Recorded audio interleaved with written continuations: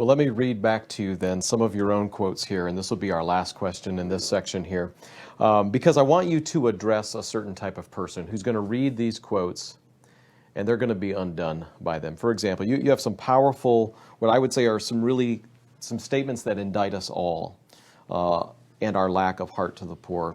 Page 48, you say this. You've just talked about Luke 14, Jesus describing who you should invite to a feast. And you say, quote, to put this in a more modern context, he is saying that we should spend far more money, far more of our own money and wealth on the poor than we do on our own entertainment or on vacations or on eating out and socializing with important peers.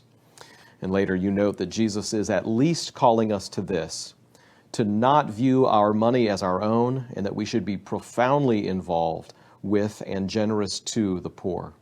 Later on in the book, page 94, you note, if one doesn't care about the poor, it reveals that at best he doesn't understand the grace he has experienced, and at the worst he has not really encountered the saving mercy of God.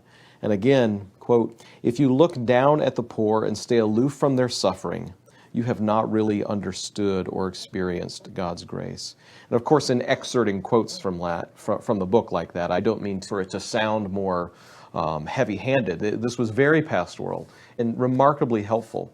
But we're going to read through this, and there's going to be a person who reads this and finds their heart filleted wide open by that. And they are deeply convicted, and they really want to change. So to that person who is experiencing, maybe from reading this, a deep conviction of their hard-heartedness or their lack of concern, their lack of appropriating God's grace. What do you say to that person?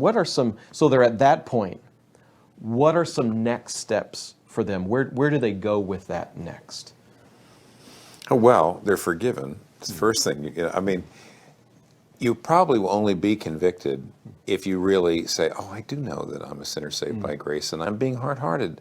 You'd only be convicted if you believed you're a sinner saved by grace. So the first thing you do when you find yourself being filleted, to use your cute little term, is you do have to say, Lord, please forgive me. You need to ask for forgiveness so that you're not responding out of a kind of an open wound. In other words, not responding strictly out of guilt. You want to be convicted by this, but you also I don't want people to be, just bleeding, bleeding all over the page. They need to say, Lord, forgive me.